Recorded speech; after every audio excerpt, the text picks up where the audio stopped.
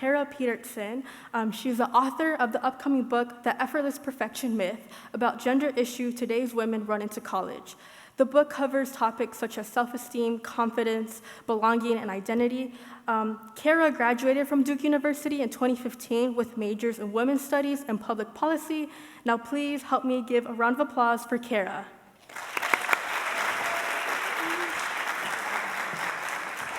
Hello. Thank you for that kind introduction. I am thrilled to be here today with a lineup of truly fantastic talent. Y'all don't know what you have coming. As already noted, my name is Caralena Peterson, and my book, The Effortless Perfection Myth, actually came out a little less than a year ago.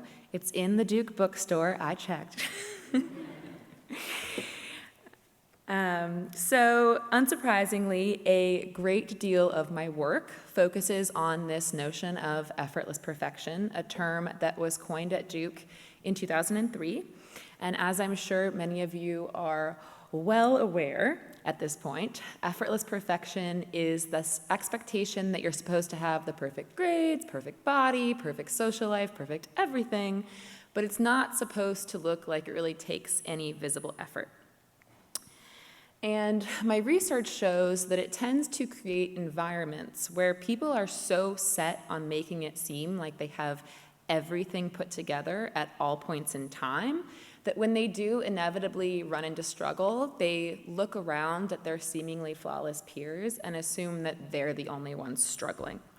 So as a result, they are less willing to ask for help, lest they sort of be labeled the one who couldn't keep up. And so the consequences of the issues that they're dealing with become much more intense and dangerous than they might otherwise have been. This issue is one that really hits home for me. In high school, I was identified as a high achiever through various awards and lofty expectations, much like everyone else in this room, I'm sure. So I went off to college at Duke fully expecting that I was on this ultimate path to success. And while I experienced many of my highest highs during my time at Duke, too many to count, I also experienced some of my lowest lows. So by my sophomore year, I was diagnosed with an eating disorder, and my senior year, I actually experienced a depressive episode. So if I was supposed to be this gleaming example of someone who'd made it or had it all, something was definitely wrong, especially because I knew it wasn't just me. This was something that I watched many of my friends and those I mentored struggle with just the same. I think for a lot of us, our approach to school and really all that was meant to come afterwards was to treat life like a mental toughness challenge. Personally, I gave myself a lot of tough love when what I really needed was to be gentler with myself, less strict, less rigid. But the thing was, I felt like I had been gifted with so much opportunity, and that showing my gratitude for all of that was about proving I wasn't going to let any of the privileges I'd been afforded go to waste. So in a way, accomplishment kind of felt like this moral obligation or a necessary demonstration of thanks. And I've since met a number of kindred spirits who felt similarly for a number of various reasons. When writing my book, I interviewed female-identifying individuals at 15-plus different institutions of higher learning across the U.S. And I noticed a trend among several of my interviewees wherein they seemed to be worried about being asked questions like, your life looks so good on the outside, you go to this top school, you have access to all of these resources, how can you possibly be anxious or depressed?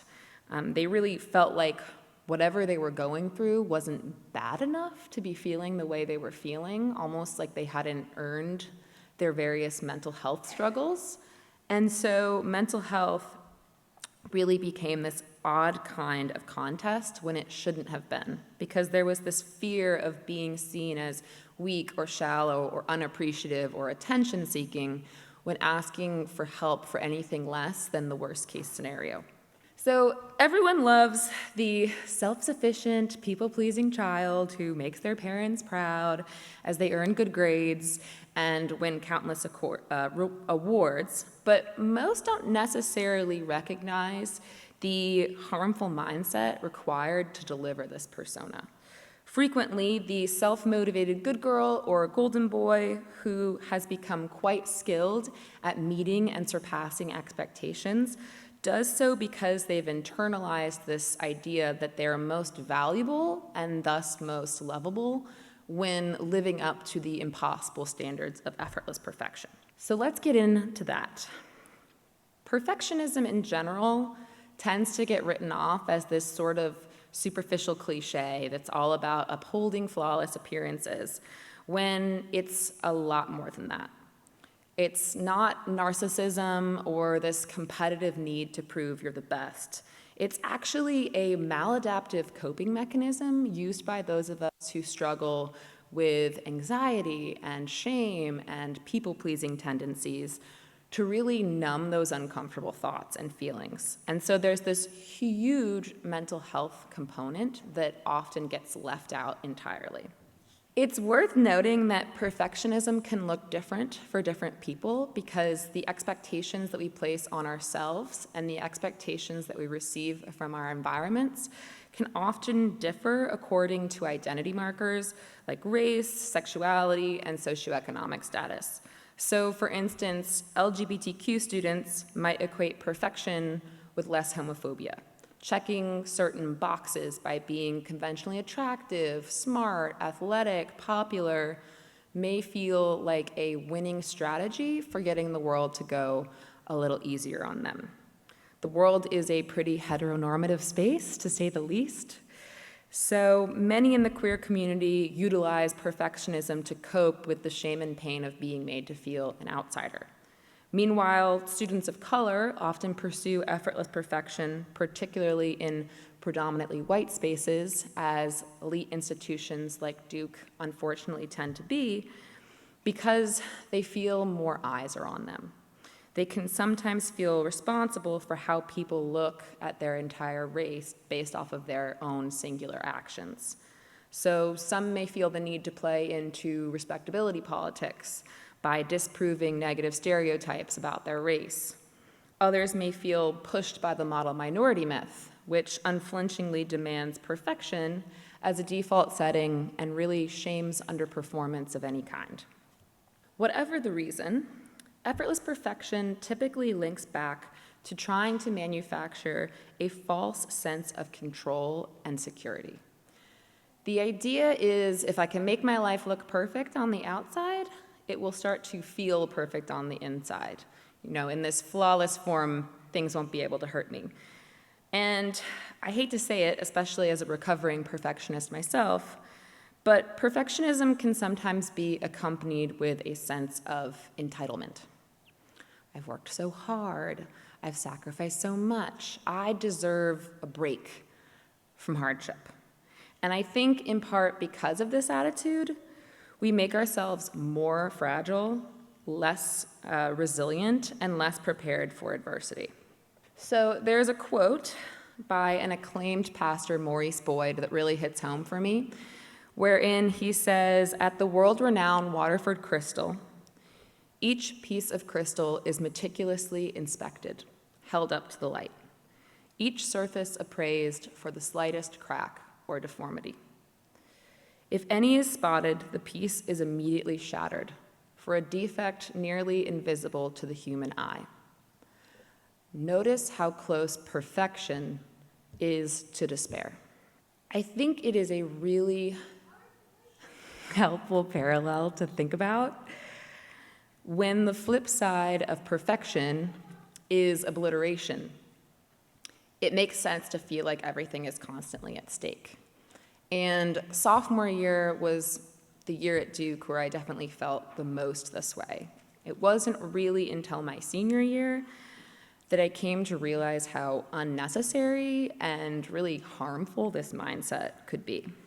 Looking back, I have 3 pieces of advice to offer you all, having to do with perfectionism and the various ways that it manages to wriggle itself into our lives, especially as many of you enter into your own sophomore years. So the first one is going to be to avoid fear-based motivation.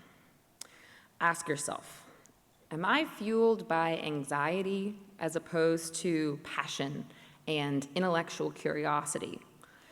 Many of today's students are not encouraged to develop resilience in the face of failure. Instead, they really tend to shy away from challenges that might in any way detract from their perfect record. But this way of living is not sustainable and is not going to serve any of you in the long run. Fear-based motivation and burnout go hand in hand. Plus, life is not supposed to feel like a never-ending boot camp. So, try and learn to be pulled by your passions instead of pushed by your fears.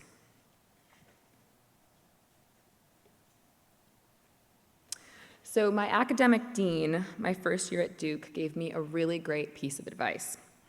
She told me, you are here because you're a student who did everything at 100%. You likely read everything assigned and fixated on every last detail of your studies. You won't be able to do that here. Work smarter, not harder. Learn to prioritize.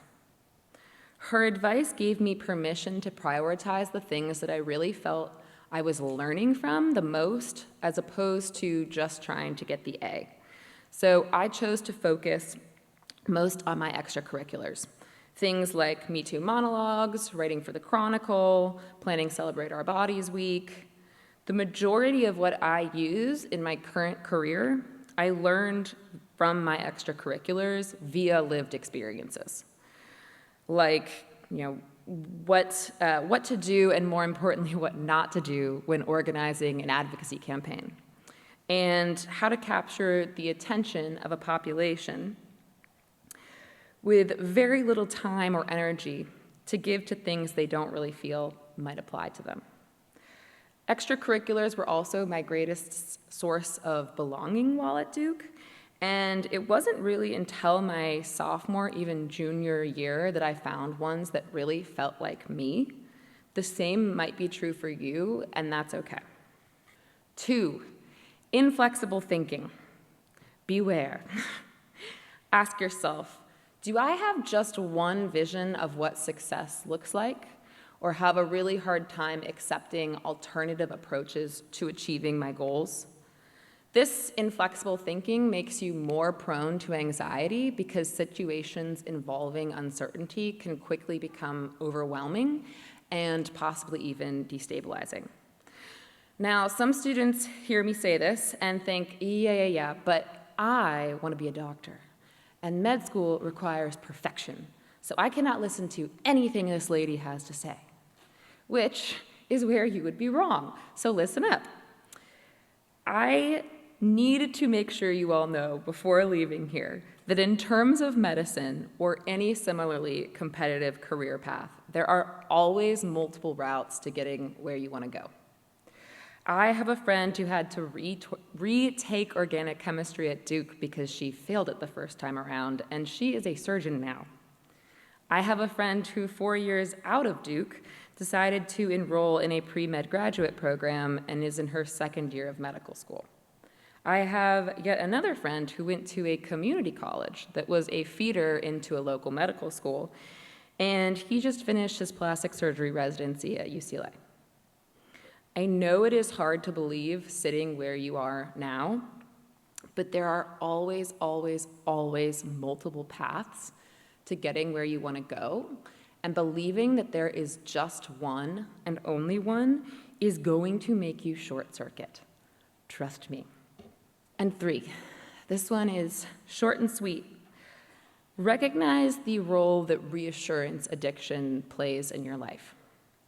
So reassurance addictions function by causing individuals to stop trusting their own judgment when it comes to their personal worth, which is why things like one's grade, one's grades, one's weight on the scale, and other forms of numerical proof become a big fixation.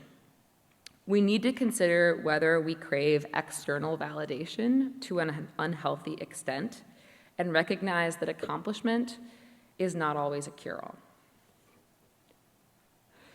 With those 3 pieces of advice, let me leave you with this. The epigraph of my book reads, "Someday, sometime, you will be sitting somewhere.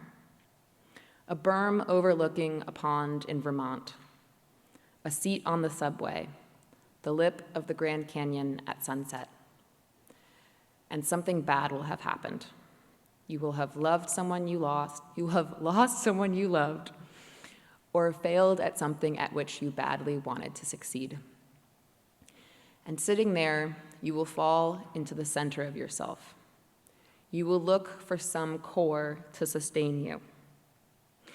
And if you have been perfect all your life and managed to meet all the expectations of your friends, family, and community, chances are excellent there will be a black hole where that core ought to be. I don't want anyone I know to take that terrible chance. And the only way to avoid it is to listen to that small voice inside you that tells you to make mischief, to have fun, to be contrarian, and to go another way." These words by Anna Quindlen really say it all. If you want to escape the black hole of perfectionism, you have to make room for all of the other various selves that fit inside you, not just the ones that earn you gold stars. Dare to go another way. Thank you.